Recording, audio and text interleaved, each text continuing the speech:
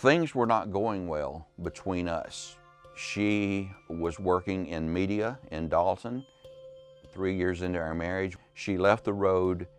The car, as best we can tell, hydroplaned and hit a telephone pole and clipped it, and she suffered a spinal cord injury.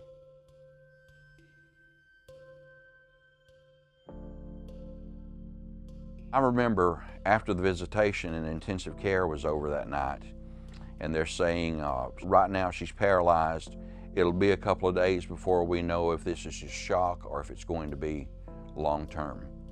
I remember going into that room, face down on the floor, crying out to God. Why? Why doesn't this happen to the wives of drug dealers? Why does this have to happen to us? You have to bring us through this. And I prayed, I cried out, I screamed, I went through every emotion just about you could think of for about 5 hours. And I got up, I walked over to the sink in the room, splashed some cold water on my face, and he said, "This is long term, and you're in it for the long term, but I'll be with you."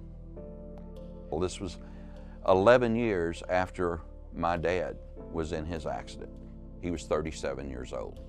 I was 18, I had a sister 13, a brother 11, and a mother 38. I was mowing our grass at home and we got a call. My sister came running outside that said my father had been in a wreck. I walked in to the hospital. A few minutes later, the young attending physician came in, and I'll never forget this. He called me Chief. "You're Mr. Tucker's son?" And I said, "Yes, sir." He said, "Well, your father is not doing real well right now, Chief." And I latched onto that. He's not doing real well. To which I said, "But he is still alive, isn't he?" And he goes, "No, he's not, Chief." We were very close. He was real involved. For instance, I played high school football. He was president of the booster club, that type of thing. I walked up into the garage right there. I looked over to the side and saw 2 softball gloves lying there together and a softball on top of it, where we had just thrown that around 2 days before in the front yard. And I broke down at that point knowing this will never happen again. This was something that happened to other people.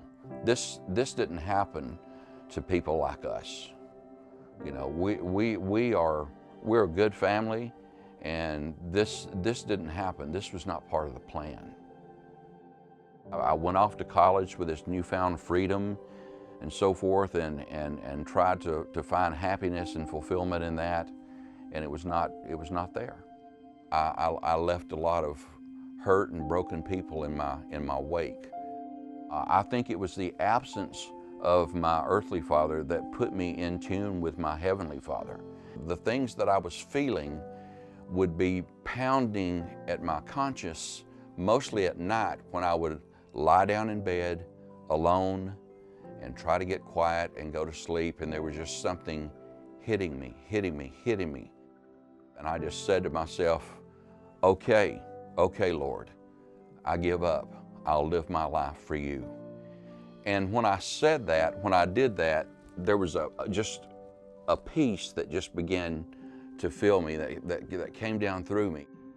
That peace is seared into my soul. I've never felt that go away from me. My wife, we held out hope that she would be healed. It's been decades later, and I still pray every day for her to be healed. I ended up going to China to adopt our daughter.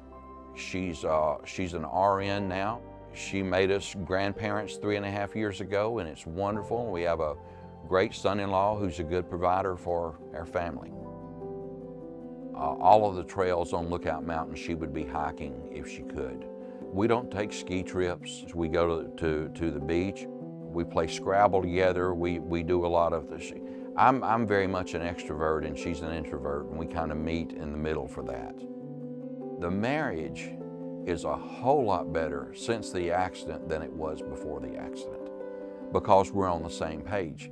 Sure, I look at things that that I think, wow, you know, it would have been nice to have done this or done that, or the enemy uses those to hit us in the face with it. You know, why do you do this? You know, your life didn't have to be over. Why did you stay with her? You know, well, because she's my wife and I love her. You may have a plan for your life, and it may align perfectly with what God's plan for your life is, or it may not. But whatever His plan looks like, His plan is best.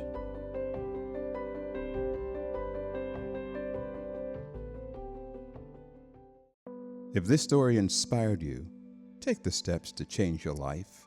The first step is always to say, Jesus, help me. Come On, Let's Go distributes hundreds of similar stories of lives changed by Jesus Christ. If you want to be part of this vision, go.